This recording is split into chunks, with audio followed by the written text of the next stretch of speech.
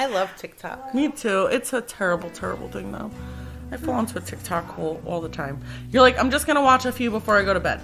And then it's like, next, next. And then you want to find out this person's life story. So you're like, oh my God, let me go to their very first TikTok they ever made and watch every single TikTok they've ever made because, oh my gosh, her mom, like this one girl, she's like 23. Her mom has really early onset dementia and she takes care of her mom. Like, and I'm like, I give her so much credit. She's really young. She does modeling and stuff, but her mom is 48, I think, and extreme dementia. And I'm like, I give her so much credit. She takes care of her mama every day. Yep. I love her. Me too. This song and her voice with it. That's my niece. She's gonna make me cry. I'm too emotional. I'm like the worst emotional cat in the world. Is it the cancer like moment to be emotional? Because you're like about to start crying. Nick is not emotional. Nick could be emotional. Nick could be emotional. Nick can be an asshole. Nick can be emotional. Oh, I don't want to hear it, Mr. I can't. Oh, when Elijah ended up in the hospital, Nick literally couldn't even look at Elijah because he was like all upset seeing his nephew sitting on a bed. A baby, that's different. No, he can't be in a hospital in general because he feels bad for everybody. If somebody starts crying, he's like, I just can't handle that. We're empathetic. Yes. So am I. So am I. I'm not freaking a cancer, but I'm... Are you trying to say she's not? Whatever. Wow. Well, damn. I think you are. I think I am too. I'm empathetic too. Yeah, but I'm not as outwardly. See, like empathetic. I cry for stupid stuff, like everything. So, like with the concerts, right? There was this one concert. This mom, her daughter just got done singing or whatever, and her mom's there, and she starts crying, and she's like so proud. Of course, I'm gonna start crying. Like, aw, like I feel your proudness for her. Like she was amazing. She did a great job. You know, whatever. Well, I started crying like when Amber did freaking Alice in Wonderland. I was like, I'm so proud of you. Right. Anytime Katarina's singing or they do a play or... I always feel that. I always cheer up. I think the only time I got emotional at a concert was a little while after you had your surgeries and stuff. And we went to one of Katarina's concerts and you were sitting on the end and the kids came up along the side and like met up with their parents and Katarina grabbed Rachel and they started dancing. And I was like, oh my God. Like I literally, that was the sweetest. Oh, I love it. You're gonna make me cry just talking about that. Why would you even talk about that? Yeah. I'll just shut up now. I mean, Michael's graduating in like how many months? God. Shut up. It's 8 months. I know. He counts down all the time. Yeah, oh my God. I'm going to be a wreck. Like, everybody's going to have to buy me alcohol. Okay. Like, seriously. I'm going to be, like, graduations are always hard for Erica. Like, every time whatever that song is, Pomp and Circumstance. Whatever, the Circumstance. I can't Pop say and Circumstance or something. That one. Every time, just listening to that Me too. makes me cry Me hysterically. too. And knowing that my son's going to be walking around across that stage. Well, because again, for our family, like we were even talking, Mom had 3 kids. Yeah. And none of us made it past ninth grade. And I think that we are like, you know, like you guys, your kids have all graduated and everything. But like Elijah's like, I'm tired of school and this and that. I'm like he didn't want to get extra help, but he needs help in math. And I'm like, when you're offered help, you take the help. Like education for us was never a thing.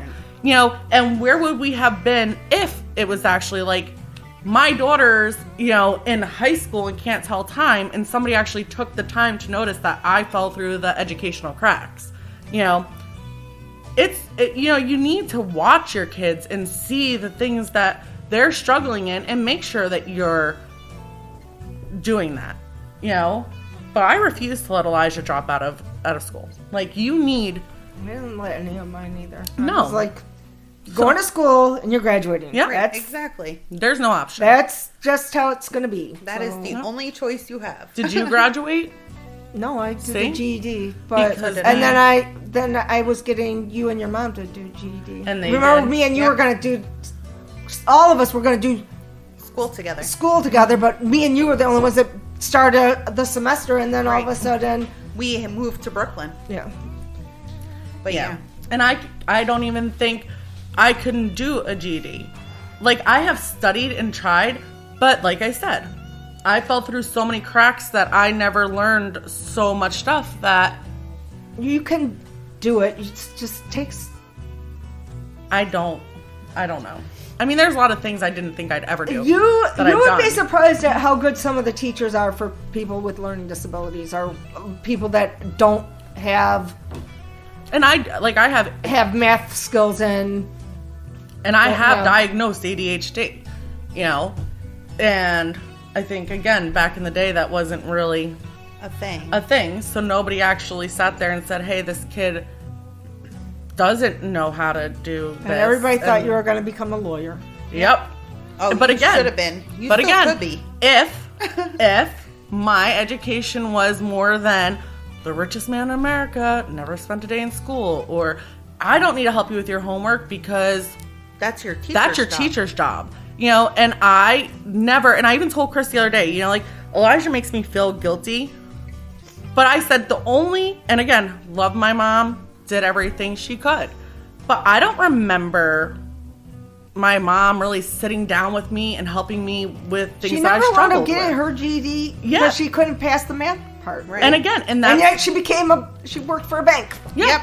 But again, she didn't let it stop her. But that's why with Elijah, and it might have been the same for mom, she didn't know, so she couldn't teach. But I can't teach you, so if your teacher's offering to help you, you're going to sit there. And I straight up told him, you have two options if you don't want to do it.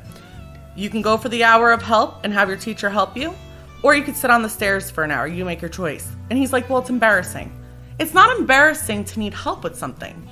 It's I need help, I can't do it. Yeah, well, it's more embarrassing going and pretending like you know when and you don't know, and then you fail, and then you're stuck back because you didn't want to stay caught up. Exactly. So I don't know. I was a bad student. Like, I wasn't good in school until I hit high school, actually. And then that's when you kind of took it more serious? Yeah, and then when I finally started doing really good in school, then I got pregnant. And then I had to leave, and it was funny because, like, a lot of my teachers, they were like, but you're doing so well, why are you... I'm like, well, I don't have a place to live. Yeah, they also didn't have programs back then as much as they do now. Well, no, they didn't, like... If my dad would have let me live at home instead of kicked me out, then I would have had a place to still... But I would have, like, it might have been easier to find somebody or a program to get Amber into while I went to school or something, but that wasn't an option. I had to go and find a place to live, which was more of a priority. Because it's really hard to go to school if you don't have a house to live in. How do you do that? And, like, that's one of my favorite things Chris says is, like, with our kids. I'm like, you know, what would you do if our, like, daughter ended up getting pregnant young, or our son got a girl pregnant, you know, and her parents said you couldn't keep the baby? He's like, I'd be like, you made your bed, now you have to lay in it. And I was like, wow. And he's like, but I'm going to tuck you in. I'm like, yeah, like, if my kid did have something like that, like if they got pregnant or Elijah got a girl pregnant, I would not be able to just my kid alone, but then your grandkid, and put your grandkid out. You know, look at you guys. That's how you ended up with, you know, Dominic and Bass, because that's your kid and your grandbaby. Yeah, but I mean, still his responsibility. Like, he wasn't a teenager. Right. No, but do you think... But he's still, like, he's the one that needs to be responsible. I will help you, but I'm not going to be the only responsibility. No, but I'm just saying, don't you think that you hold a resentment towards your dad for not supporting you when you needed him? You know, to not allow you to... What are you going to do? You're going to be angry at somebody all your life because things didn't turn out the way you wanted them to? No. You gotta just take what what does Nick say? Take the cards you get and play them. Yeah. You don't get to freaking choose the hand all the time. But I would never want to make life harder on my kid. I was not, like, I was promiscuous. And I don't know, like, I was dumb and I didn't think, you just don't think that you're going to be pregnant. Right. No. Like, it's going to happen to somebody else, not me. Like, no, if you have sex, you can get pregnant. Duh. Yeah. But I think I'm a better person now. Mm-hmm. Well, because you learned from life early. Like, you had to grow up quick. Yeah, whatever. I guess. Not really. I mean... No, this year I'm putting a Christmas tree up early. I'm gonna, this has been a shitty fucking year. And then, like, we were talking about doing something big for Halloween. And then it's like... It's a good thing I'm still recording, I guess. Oh. But it's like, we were talking about, like, doing that thing for Halloween. But it's like, again, finances, when you think about all the stuff you want to do, sometimes it's just like... It costs money. Yeah. So, see, everybody talks about it being a shitty year. It could have been worse. It could have been way worse, number one. I like actually not having to go out places. Right. Mm-hmm. Number two, I like that. Because I ended up getting furloughed from my job or whatever the heck is going on right now. Mm-hmm. Okay? I got to be home with my kids. That's true. As much as I can't stand homeschooling, I'm happy to have Elijah home. I don't have to worry about him getting hurt at school or a kid going crazy in the school and hurting other kids. This year I don't have to worry about that. Yeah. I used to really be worried about that because, it's school shootings and stuff became so, like, last year was, like, really big for it. And then it started affecting, like, Oswego. And we were getting notices home that there was somebody threatening to shoot up the high school and elementary school. Somebody put in that they were gonna, and it's like, I'm fine with having Elijah home. Mm-hmm. It's just, he makes me feel guilty because I don't have enough time. You don't have enough time? Mm-mm. No, because between my dad and just taking care of the house and whatever, he feels like he's always alone. I'm always alone. And that's why I do want a sibling, because then when you and daddy are busy, at least I have somebody. And I try to explain to him, I'm not out partying or, anything like that. Like, I'm trying to do stuff. I'm taking care of the house and making sure you have food, you can't make me feel guilty, but it does. It really, as Erica, I'm always like, I feel like a bad mom. I really do. Why? And what?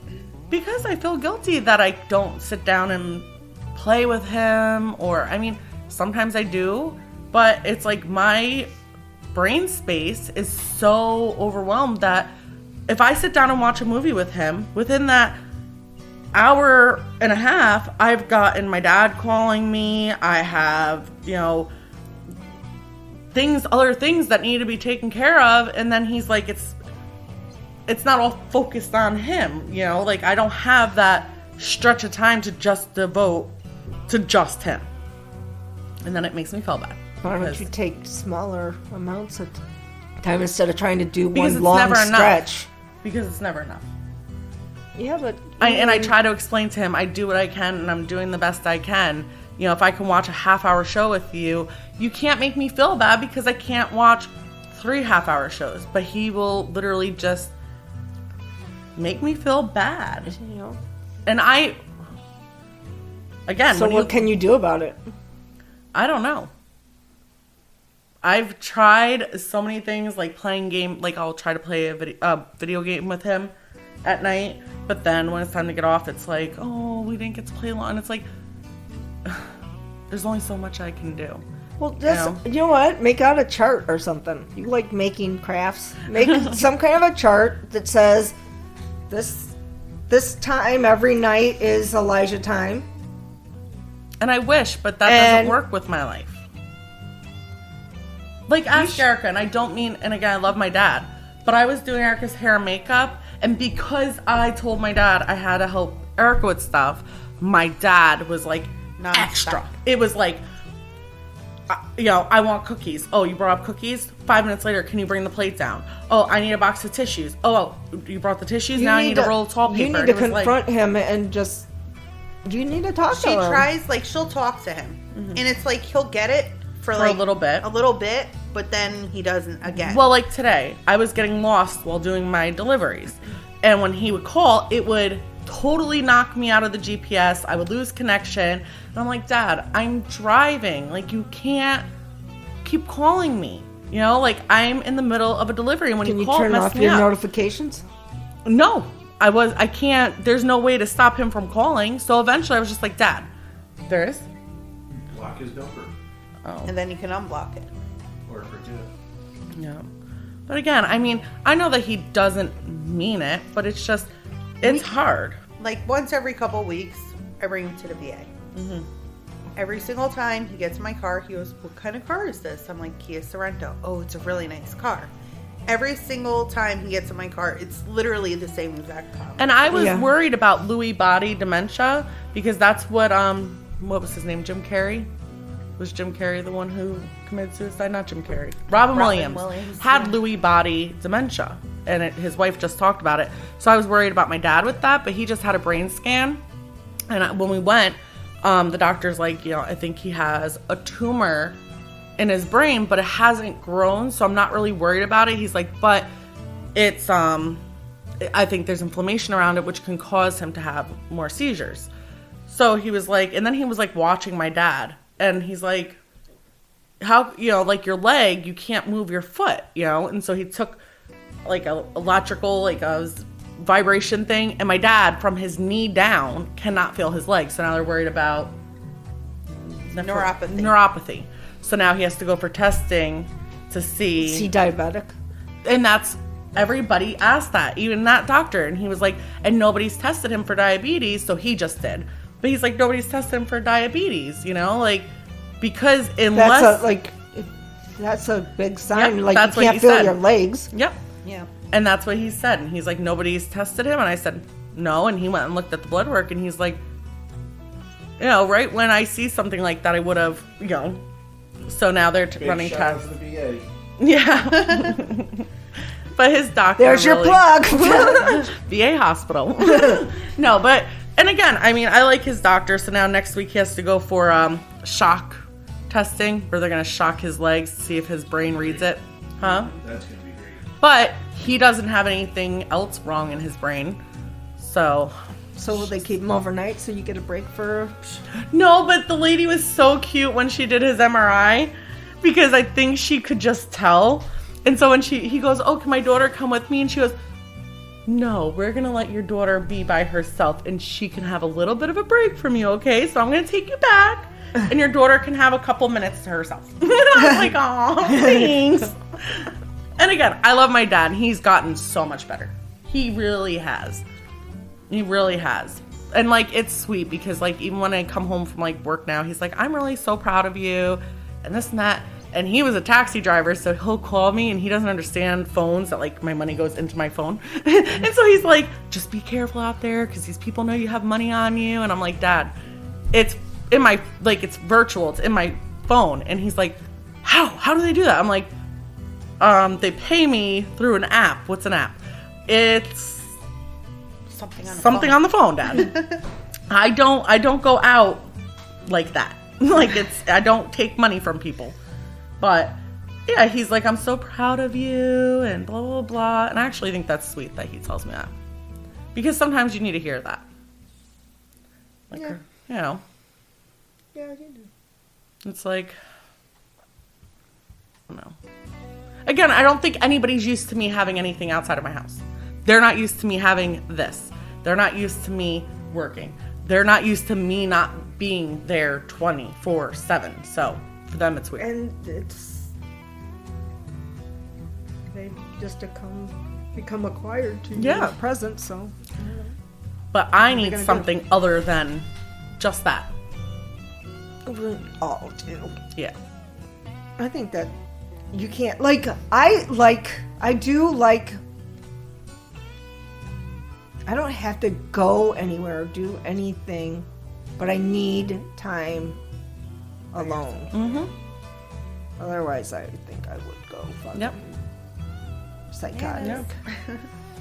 And again, it's healthy to have. I know, of some kind. I mean, I do enjoy hanging out with friends or having like a girls' night or doing this is good. But I don't want to do it all the time. No. So that's fucking work. So Yeah. Exactly. I want to be able to enjoy it, not like, you dread know it. why I like this right now? Because we're all actually probably going to learn a lot more about each other. Yep. Like you. All that stuff you were talking about earlier, I just learned that about you. I've known you for like 20 years, 22 years, and I never even knew that. Well, because again, life is so crazy that how often do we actually sit down and have time to talk about? Right. Well, see, like,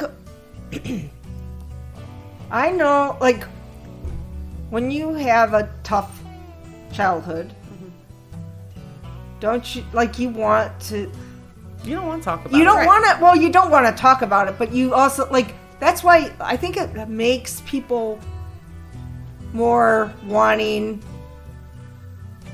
to do nice things for people. Right. Because you don't know what somebody's life is Yep. going to be like. So if you can just give them something nice, but it's a lot of, I don't know if it's because of being empathetic or whatever, or what's the other one that, where probably empathy is so draining. Like, you can care about other people and just be like, once you're done, you just don't have nothing to give anybody. Yep. You know, like, ugh. But like, I think it makes you want to help people more, or not to see people suffer. Yes. And you're more, well, what brought them there? Or Yeah. you want to give somebody the Benefit of the doubt. benefit of the doubt. Yeah. You don't want to just judge them based on what you're seeing in that one moment. Right. That is something, like, especially like I wanted to teach my kids is, I know that there's like weird kids in school, like, but you don't know what their story is. Right. You don't have to hang out with the weird kid, but don't call them weird No. kid. Right. And don't be mean to them. You don't need to be mean. And if I used to hate when freaking kids would bully other kids, and it's like, I hate it. Who the fuck are you to bully anybody? Right. Like, how would you like me to bully you right Right. now? Exactly. That's how I am. And that's how I am. Yeah. Because I can't stand, like, that person, they're Yeah. ganged up at, there's like 3 of you or whatever being douchebags. Yep. And, you know, they're just trying to enjoy life, trying to get by. Right. And And it's sad. You have somebody fucking tearing you down every day. Well, like that little girl, remember? When I was in middle school, there was this girl, and she was so weird. Remember, I brought her to our house. She was so weird, and everybody was so mean to her. And I was like the only person in school who was nice to her. And I literally, didn't have a lot, like, at all. She wore really scrubby, and so I literally took my jeans. I went home, cut up my jeans, because she was so much smaller than me, and I remember sitting there and sewing these pants to try to make them fit her. And I cut out like this bell for her because she's like, I've always wanted bell bottoms. Like, I see all these girls doing. And I literally made her a whole outfit out of my clothes because I felt so bad for her. Then she ended up coming to my house and stealing stuff from me. And I was mad because I was like, I really just took you under my wing. I tried. I sat with you at lunch. I did all of this, and you did that. Like, that Right. was, but I've always tried to stick up like, for the underdog. I don't like to see somebody being pushed around. So I'll step in and I'll say something, or I don't know, like just. I know there's just a lot of odd individuals. Like, I don't have to be your best friend. I don't have to hang out with you, but I'm not going to let somebody else just tear you apart. Yeah. Like, you should be okay. Like, I'm okay. I'd be just fine by myself if I had to go to school and not talk to anybody. That would be fine with me. But no, I agree. I hate seeing people be picked on, because really we don't know. Even as adults, we don't know what their life is. We don't know what that one, like for instance today, I was having a shit day, especially after that first delivery. This person I went to, they bought 6 items, super quick. A chicken, some turkey gravy, some stuffing, some green beans, super simple. I get to their house, not only did they tip me, I got paid $15 for order, tipped me $5, and then left me a note that said on their door, it says, Amanda, thank you so much, please take this. And it was another $10, and it was like, that was sweet. Like, they actually took their time to like acknowledge me and put my name on an envelope, and you know, like, that was actually sweet. It's those stupid little things that say, like, I actually appreciate you. Yeah. Aww. It was very sweet. It made my day. Like, that was, she didn't have to do that. So. Did you feel bullied earlier? No. I just felt like frustrated and worn down. And again, I don't know, because I feel so self-conscious about myself and I have social anxiety. So I think going into public every day now and like shopping and then nearly busting my ass in the middle of somebody's muddy ass yard, and I'm like, oh my God, they're probably like laughing at me in their head, like, oh, look at her. Yeah. But because that's what my anxiety does. So then to have that, it was like, that was sweet. Like, thank you. Like, especially when people like write me and they're like, oh, don't worry about knocking, I have you on camera. And I'm like, I'm totally gonna fall down your stairs now and you're gonna have it on camera. And I nearly did, because this lady had like those short steps where you really have to think about the steps. So I'm like, and then I put the bag down, I'm like trying to back up, I'm like, and I know she has young, and then I'm just sitting there going, I know this lady, and then she turns on the light for me and I'm like, sorry, right here, I'm like, thank you so much for turning the light on for me after I almost killed myself on your steps. And it was raining. My whole first like 3 days of delivery were raining. I kept almost falling, and I ended up in the backwoods of nowhere. And it said, you've arrived. And it is foggy, frogs hopping all over the road. I don't know how to work my brights. Nothing. It's bad, right? That road was bad. It says you've arrived. And there's an alcove. And I'm like, okay. Nope. Like, there was a garbage pail and a mailbox, but you couldn't see anything past this little opening. So I'm like, hell no.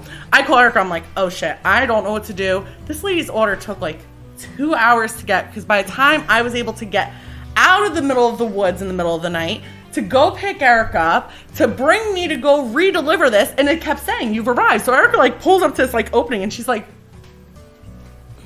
there's nothing up there. And she sends me a picture of a super creepy person that I think I'm delivering to. And she's like, and it's like scary, like the devil. And I'm like, okay, I really got to get out of here. Like, this is bad. She ends up going. She starts pulling in, and she's like, oh, there's no place further to go. And I'm like, oh, I would have went. But then we end up finding the address, and the lady's like all grouchy, but it was like a driveway, a singular driveway that led off into another driveway. Yeah, it was weird. But I swear, I told Erica, I was like, I can't do this. And I told her, we're passing. I'm like, are you sure it's not the house? And she's like, no, for sure. It's up more. It's right there in the middle of the woods. But you see how it works. It's like, you've arrived, and then you're like in the middle of a forest. My last job, I was a driver for. Yeah. So I know you can't always listen to GPS. Yeah. I know. Well, that happened to me a lot today. That was... But I was scared shitless. I was afraid I was going to go off the road or something.